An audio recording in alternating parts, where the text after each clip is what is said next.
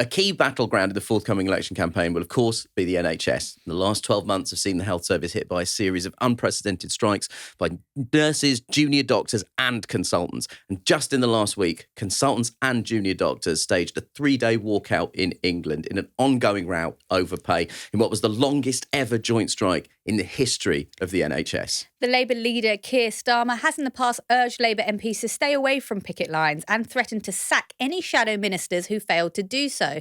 Contrast that with the sight a couple of weeks ago of President Joe Biden joining a protest outside a Michigan car plant in solidarity with striking members of the United Auto Workers Union. There has, however, been another famous American voice on the NHS picket lines over here.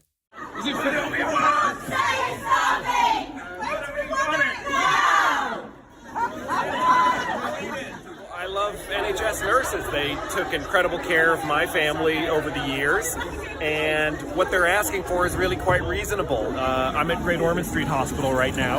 You can walk a very short distance in many directions in the Bloomsbury neighborhood, and there's just unbelievable, incredible wealth. So the money's there. So just the greed of this government and the fact that they won't... they won't properly tax the richest people to fund these modest requests. It's just crazy. It's crazy when you know the money's there. So I'm just here to help them get it. That's the actor, comedian and author Rob Delaney supporting the Royal College of Nurses last year. Rob is perhaps best known as the star of Channel 4 comedy Catastrophe. He's also been in many a Hollywood film, recently popping up in the new Mission Impossible film, and will be in the forthcoming Deadpool 3. His book, A Heart That Works, has just been published in paperback and is both brutally intimate and fiercely funny memoir, grappling with life and loss. Welcome to Pod Save the UK, Rob. Thanks for having me, guys. Thanks very much for joining us. Yeah, for the people watching this as a video podcast, look at how much fun I was having there. I'm having a great time. Strikes are generally quite fun. Oh yeah, they can really be underestimate fun. That. And it's always fun to be surrounded by nurses, the best of us. I'm super pro nurse. I'm lukewarm on doctors. They're fine, but it's really the nurses that make it all happen. So anytime, even if it was just a nurse's luncheon, I would have gone. How many nurses' luncheons have you crashed in the past year, Rob? Not enough. But you've also been, you supported rail workers, screenwriters. Striking, you're a big believer, right?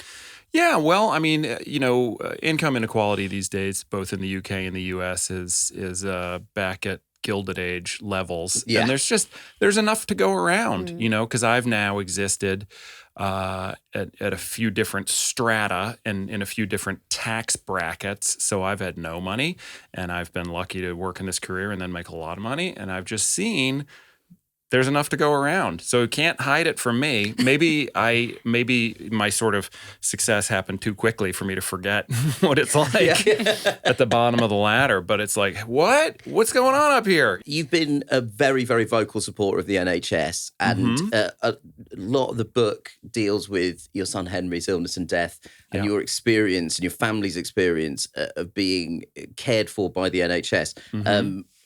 I just read the book this week. Oh, wow. And it's extraordinary, and I would absolutely urge everybody to read it. It's an incredible book. It's been a year since it first went out in the world in hardback. We're talking about the paperback edition now. How do you feel about it now the book's been sort of out in the world and has been read by people, and people have had, I guess, pretty visceral responses to it? Yeah. So now that it's been out there for a while, I'm very happy it's out there, because I've been contacted now by I don't know how many bereaved parents and bereaved siblings. And so I think, I've realized my story is no better and no worse than any other bereaved parent. But if I tell it truthfully and put it out there, then it can do good, just like the other bereaved parents who've helped me and my wife and my kids. So I'm very glad to have taken something that was and remains very painful, and transmuted some of it into something that can help people. So I'm happy about that. I mean, I first ever thought I should write something when I was in Great Ormond Street Hospital with Henry. And after we'd been there for a while on the kids' cancer wards, seeing new parents come in who've just gotten a cancer diagnosis for their kids. And I would be like, oh my God, what? Their child just got diagnosed with cancer? What a nightmare. I can't. And I'd be like showing them how to use the coffee machine or whatever in the parents' kitchen. And then I'd be like, wait, no, that's me. I'm Yeah. one of them too, because you can't believe it. And so the only way we've survived this and continue to survive it is by spending time with other, mostly people whose kids have died, and being honest about it and just sort of walking through it together. And so my book is like one little tile in the big mosaic of people just trying to help each other through this stuff. So it's a perfectly fine tile. It's structurally sound. It's a very moving tile, Rob. Thank Yeah, you. it's great. It's really extraordinary. Thanks. What's it like doing promo for something like that? Because, like, you know, you become used to doing promo Right. for things like stand-up shows and movies, Yeah. but what's it like doing promo for something that there's so much of your heart in this book? It's very weird, right? Like, I know you. Yeah, I like you. yeah. Coco, I'm falling in like with you. Yeah. So being here feels safe and good, but it can be weird to like, do a couple interviews in like a hotel suite and then go to a television studio and then a radio station. So doing the back-to-back promotion when it came out was nightmare, really awful, and I hated it a lot. And I'm glad it's behind me. I definitely like thought, am I going to recover from this? Like I aged, like people would see me on TV, like friends, and would write me and be like, you really look terrible. And Is that helpful? Yeah. And I'd be like, yeah, I do. And so I don't know how do you get it out there though? Yeah. Otherwise, you know what I mean? Like I wanted people to read it, like because if I do Loose Women and then do this podcast and then I do an interview with The Guardian or something, then it's more likely that like somebody who lives in a farming community on the outskirts of Yorkshire will get a copy of the book. And I live in London. I can walk to a bereaved parents meeting. Yeah. Right. And they help me very much. What about people who can't? So I felt like I had to harm myself in the short term to try to get it out there for people who could use it. There's a section in the book, Rob, about social care and about the cuts to social care. And if you would not mind, I would love for you to read just this section out because I think it articulates something very powerful and also something hugely politically significant about what cuts to social care does to the National Health Service. Okay. I hope you'll believe me when I say that the time we spent trying to get Henry home safely was absolutely just as stressful as every horrible detail of his medical care. Hours, days, weeks stolen from families who could be playing with their sick or dying child. But instead, they must beg for help in front of roomfuls of people whose government-assassinated budgets have trained them to be adversaries of families with sick kids. And I'll say it again for anyone who missed it above. It's cheaper for the government for a kid to be at home with a carer rather than occupying a hospital bed on a ward. Not that that was our motive, but come on, are you conservative or not? Just walk people through that, Rob, because the Conservative Party has maintained that it's increased NHS spending. Now, we can get into the specifics of that, which are they've decreased the percentage increase year on year, which amounts to a real terms cut to NHS spending. But talk about what social cuts does to the NHS. Right. So I don't rely on social care anymore now that Henry's dead. Do either of you guys have anybody from social care come in your house currently? Not really, no, but I am an unpaid carer around Okay. being a podcaster. So I Okay. know how families step in and how that limits their opportunity to do other things. To do which, other of course, you do things. out of love. Of course. But you also think maybe it would be nice if a professional could maybe help me. But then even if you're thinking, like, let's just say if you're somebody who just thinks in terms of pound and dollar signs, I mean, what if we could have you out in the workforce, Yeah. contributing to the taxes more, there's a lot of reasons. But what happens is there are people, we're aware of this, who would like to have healthcare be private in the UK. And what they'll do, because it's a really tough sell, even for a hardline Tory to say, I'm going to cut the NHS. You can want to, but to actually pull it off takes time and effort. So it's got to be more of a death by 1,000 cuts thing. Whereas social care is easier to do, right? It's easier to cut because most people aren't elderly. Most people don't have a disabled person at home who's relying on it. So, but what happens though is you cut that, then those people just immediately have some type of emergency at home, have to go to the A&E, and then they wind up taking a bed on a ward, which costs way more money than the negligible, execrable rates that they pay home carers who drop in and visit, and so they'll cut councils' budgets for stuff like that. Councils will be instructed and coached in how to privatize those services and stuff. And so what happens is immediately the NHS does get these de facto cuts because you've got people occupying beds who don't need to be,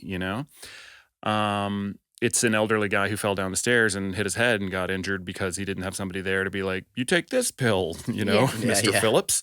And they're gone in a minute, And so for that reason, we couldn't get Henry home for months, despite the fact that the hospital was like, yep, he's ready to go home.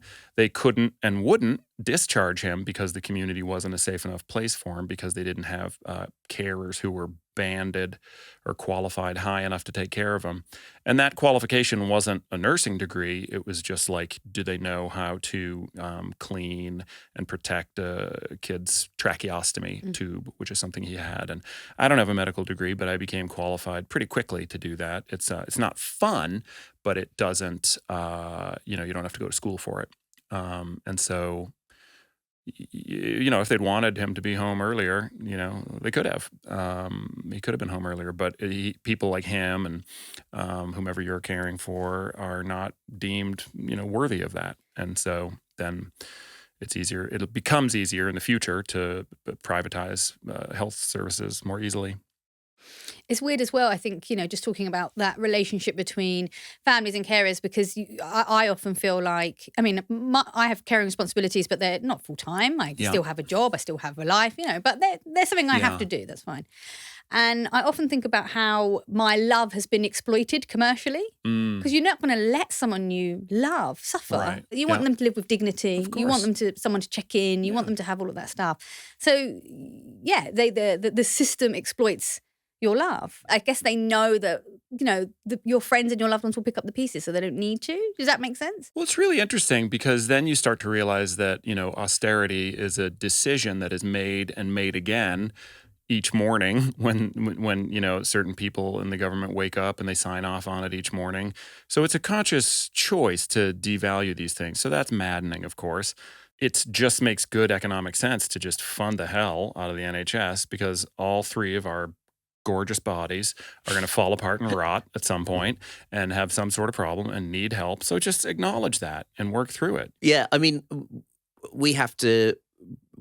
used private care to take care of my grandmother, and we're very fortunate that between a group of us and within our family, we were able to support that financially. Right. But I think it's important to recognize that is good fortune, and realizing that there was, even without one of three families' incomes that are going into that, it would be unmanageable. And with an aging population, we're kind of laying a time bomb for ourselves. Oh, big time. Mm-hmm. And you shouldn't have to do that. I know you make an incredible amount of money. I saw the car you drove here. I know that this podcast pays you an unbelievable amount of money, but you should still be able to use the NHS, and you should still. I'm one of those people who's not like, well, if you can afford it, you should go private. No, you shouldn't. Everybody should be contributing.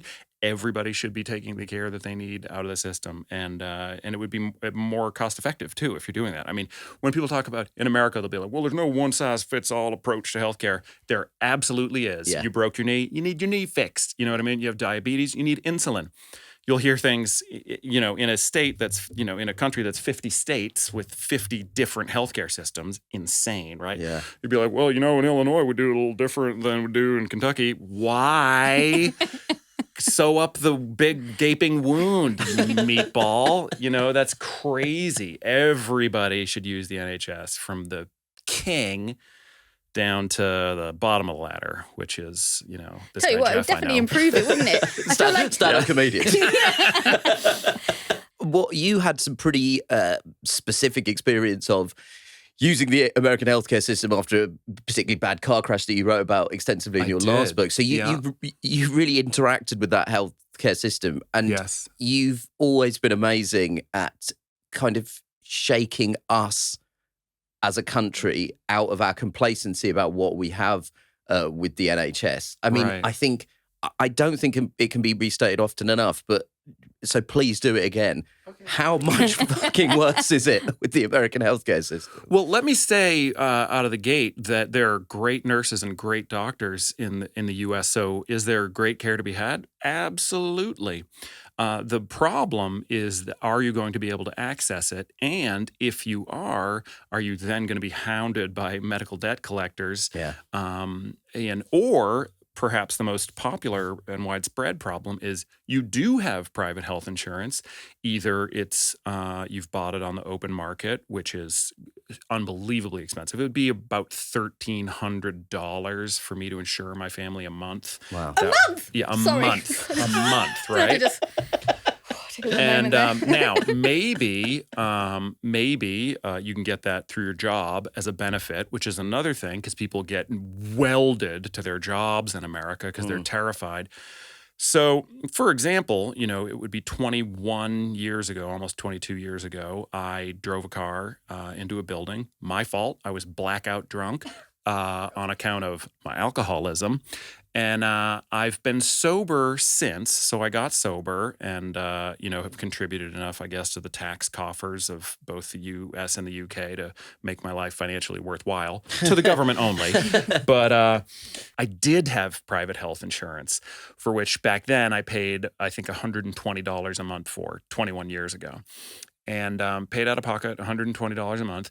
But once I started to use the insurance and generate bills, the company was like, we don't want to insure you anymore. And they dropped me, which they could do before Barack Obama put on the ultimate sticking plaster policy of the Affordable Care Act, which is going to, if I describe it to you, you're going to be like, what? Well, he made it so that every American person had to buy private insurance and no one could deny them, right? This was a mandate, okay? Now, I voted for him aggressively for that policy and campaigned for him because I was like, what? I can be forced to buy private insurance that I won't be denied because of my own experience. I was like, I can't wait. Please let me pay $120 a month for it. But by that time I had a family. And so you're paying for insurance, right? You're paying a monthly premium, okay? Before you can use it, you have to hit your deductible. So that means maybe you have to pay $5,000 out of pocket before it kicks in. Then to walk in the door for any appointment, you have to pay for maybe a $30 copay. So that's just you to walk in the door, $30. And then the insurance doesn't pay for everything anyway. It only pays for a percentage. And all this money, not all of it, if it went directly into your doctors or nurses' pockets or for buying a new, MRI machine, then maybe they'd have a leg to stand on. But it doesn't. It goes to like CEOs and advertising people. You just see the ads for these companies that are as slick as anything. During the financial crisis of 2007, 2008, there were health insurance companies that loaned money to banks to help bail them out. So the amount of money being spent in the U.S. that doesn't go to healthcare, but rather it goes to these McKinsey friggin' MBA consultant scumbags, is unbelievable. So that's what a lot of people want to have happen here, right? So the easiest solution is just turn up the cash spigot to the NHS, and even that would be better. I know it's more complicated than that, but not by a lot. And so it's mad hearing you describe that because it basically means that just one bad roll of the dice, you get ill, you crash your car, anything, it's game over. It doesn't matter how much you worked. Yep. Doesn't matter, even if you had the fortune of having a support network, it could all be gone. Mm-hmm. And that idea of the lack of safety net is something that I'm really worried is happening here. I mean, totally. NHS aside, but even when they're talking about benefit cuts and just you had the bad luck to have a heart attack and now you have to go on to benefits. Oh my God, it's game over for you, you're a social pariah. You have to sell your home. I mean, it's terrifying. Yeah. People commit suicide due to medical debt in the United States. But unfortunately, it's not a rare occurrence. So that's what private healthcare leads to. Mm. Like as sure as the sun rises and sets. And I'm against that.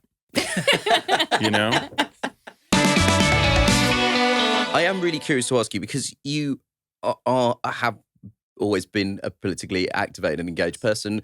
You've been very politically activated and engaged here. You've been politically activated in the States, and you've done lots of fundraising and campaigning for the Democratic Socialists. And how does it feel to look at American politics as an American outside of America right now? Yeah, so it's interesting to see how much the corporate media wants another Trump victory.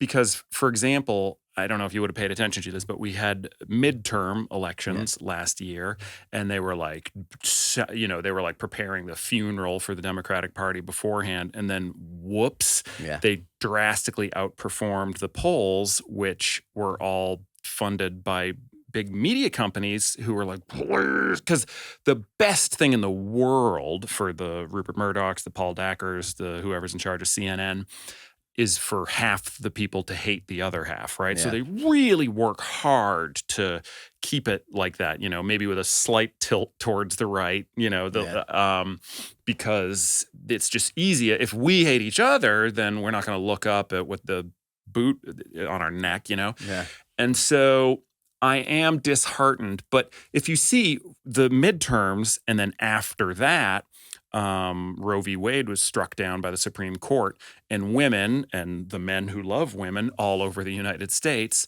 are like, hold the phone. And so they have every single special election has gone in a pro-choice direction, right? So all these polls now that are like, it's on a knife's edge, and like CNN and the New York Times, they are ripping their hair out to focus on negative things with Biden. So to me, that's really interesting because, like, your average American person is somebody I enjoy and want to spend time with, like I have, like, I will happily hang out with like a Republican voter or a Tory voter, who makes under $75,000 a year. Once you get above that and you vote Tory, then, you need to be caged or mulched. No one wants to have a pint with Reese Mogg. Yeah. But there are people like nerds like us who are like, I know, why don't I spend every free waking second reading every news source and parsing them to put together what I think is the truth? Normal people are like, oh, it was in the newspaper, it must be true, and those people aren't idiots. They're just living their lives trying to raise their kids and take care of their grandparents, and all this stuff. And so the average guy on the street or lane or avenue or path, I don't know if you're somewhere more rural, is a good person. But the people, it's the billionaires. If you're angry at anybody other than a billionaire, you've got to ask yourself, okay, let me look at that, because you might be wrong. Well, on the subject of politics and our misdirections where we find, let's talk about Britain. Great. As you know, we've just had the Labour Party conference. Starmer is generally being touted as the next Prime Minister, although in fairness to him, he didn't say that when he walked out. Yeah. How are you feeling about him? I mean, about him personally, I don't know him. I live like one constituency away from him. I've never met him. I mean, so I try not to go on like vibes. I don't think that's really important. I try to go by policies and stuff. So with that, he really only yesterday like started to like say some things where I was like, it sounds better than the status quo, So I would rather fight against Starmer and his cabinet than the one that we've got now, I mean, to date, they've been pursuing a strategy that may pay off, right? Historically, though, when people don't promise anything, they don't deliver anything, right? So there's I could be convinced that the way Labor is operating now is a good idea if once they got into power, they were like, let's boogie, right? Yeah. But these people are so cautious and so technocratic that they don't inspire confidence in me. I would love to be proven wrong. I mean, I feel like I'm really trying to like look into it. Like every sort of, like, I'm waiting for hidden clues. Starmer came out to an Ibiza Club Classic, and I was like, I think that's a message. He's sending a message to the young people. Oh, I don't think he is. Yeah. You know what I mean? But like you, I'm looking for the clues, looking for the wink, as you put it, Nish. But yeah, it's we not sort here, of is discussed it? in a previous episode that, is this entire campaign conducted on a sort of wink strategy of when we're in power? But it's a dangerous game to play. I mean, who knows? Like, look, okay, here's the bombshell pull quote. I think Joe Biden is the best president of my lifetime, okay? Now, I campaigned aggressively against him, like as much as I could, to get Bernie Sanders the nomination. He didn't. When I went to vote on the big, long American ballot, I voted for all these little races that I was really excited, like who's in charge of schools in California, and so there are people I was super passionate. When I was there, I was like, Biden, fine, And now when I say best American president in my life, that doesn't mean I like him or think he's a good person or want to have lunch with him. The bar is low as hell. But he is the first president. And when I say he, I mean him and his cabinet and the people, who are making his decisions. So Biden co. or whatever it is. Because the spigot has been turned in the right direction with redistributive policies going downward. So if that's the metric you use, and I can't think of a better one, he's the best. Easy the best. And he's the first president who has grappled with, like he does something Obama didn't do. Like Obama was like, I think I can work with Mitch McConnell. No, you can't, and Joe Biden knows that that's not the case, and he's like a post-Trump president who gets, what's got to be done to some degree. Again, Biden, if you're listening, no, I don't want to have lunch with you. No, I'm not coming to the White House. I don't think you're cool, fun, funny, memes, whatever. But he is so for me, when people are like, I'm just not inspired or he's old, I'm like, I don't care. It's not, you're not voting for the guy. When you vote for who you want to have lunch with, I don't even know what to say to you, but most people do. But so anyway, what I'm saying is Starmer could win and do a good job. It could happen. Anything can happen, but it certainly doesn't smell like it's going to happen. I mean, well, it's it's the big tent sort of scenario, right? So like, as long as there's enough people allowed in the party that can say to Starmer when he's in, can we just try and be a bit more redistributive, or can we have a little think about taxing big major tech companies more? As long as those people are in the then we're in for a chance. I think there's a concern when you look at the way the party's being run that those voices are being pushed out. Oh, big time. The tent isn't big enough. Labor's tent's not big enough. That's one thing America's done well. When Sanders didn't get the nomination, they were like, all right, but here's a massive, obviously people are insane about you, even if you didn't win the nomination, so here's the head of this, here's the leadership of this Senate committee and stuff like that, so whereas Labor has been, mercilessly cutting people out of the party, I mean, that's stupid. So I genuinely want them to win, because, again, I would rather be at an NHS protest with them in number 10 and having the leadership of Parliament and all that. But, That I think it's such an important thing for people to understand, because I do think one of the things that Biden's done well, even when he was campaigning, is that he campaigned as the kind of broad church Democrat president. Mm-hmm. And the concern with Starmer is that he's more in the kind of quest to appear electable, whatever that means. He has frozen out a substantial section of the party that is very politically animated. Can I say something? I think that he isn't campaigning to us. He's campaigning to like newspaper and business owners. One thing about the UK that I really don't like and I really prefer about the United States is that like news organizations, and they're dwindling and becoming fewer, and it is becoming more like the UK. But the UK has some of the most practiced, I mean, we're talking centuries old media companies and conglomerations that are so coordinated and so powerful that, there are a few people who can push a button in the UK and that'll determine what the headline news is the next day. And people are like, oh, okay. I mean, it's easy to... So there's a bit of a managed democracy thing happening here that I think is a little worse than the U.S. Again, proof is in the pudding. I choose to live here for a variety of reasons. I've just simply been here by happenstance, and I like it, and I like the people, and the NHS is amazing. Mm-hmm. There's still a better social safety net here, despite some people's best efforts. There's no guns. I'm not going to get a shot on my way to, or I'm not going to. My kids aren't going to get a shot at school. Knock on wood. And So there's a lot that I love about the UK, but one thing is not that I don't love is the coordination of the media. And so he's obviously, campaigning for like Paul Dacker and Rupert Murdoch, rather than us, which is who we should be campaigning for. But yeah, that I think whenever people in the UK talk about, obviously the leftist media, I'm like, where's Excuse that me? coming from? That's adorable. I mean, that's like charming when people say that. It's so sweet. I want to tickle them under their chin and be like, somebody's a cutie pie. So, Rob, I'm afraid we're going to have to let you go relatively soon. But before we do that, I just want to talk about what you're up to next. Okay. Well, so I'm doing a lot of stand-up. The film that I was doing is on strike, or rather, the Screen Actors Guild remains on strike. So hopefully that'll be done soon, and then I can resume work on Deadpool 3, because obviously people need that in their lives. It's very important, to the health of the nation and the world that they get it.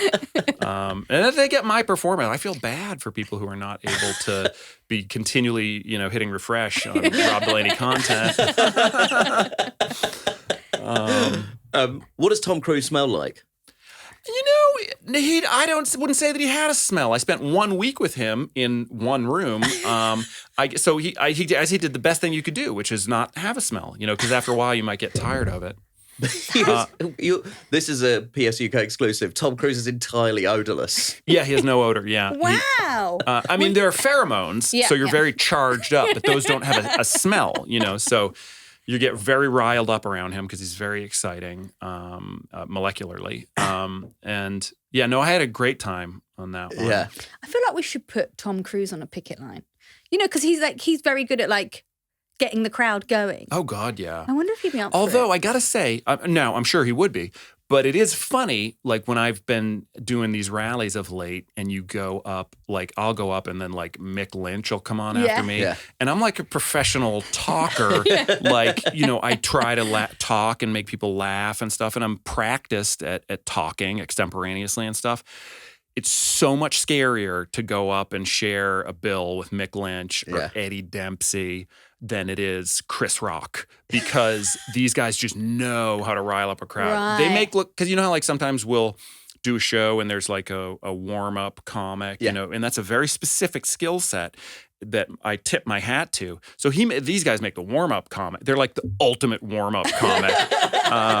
I just can't. So I'm always very nervous when I do. So Tom Cruise, I'm sure, would do a great job, but I think he might be like, whoa, this is harder than I thought. I'm really looking forward to your next tour. Support Act Mick Lynch. Yeah, exactly. It'll be me opening for him. Rob, thank you so much for joining us. And once again, I can only underline A Heart That Works is available in paperback and is extraordinary.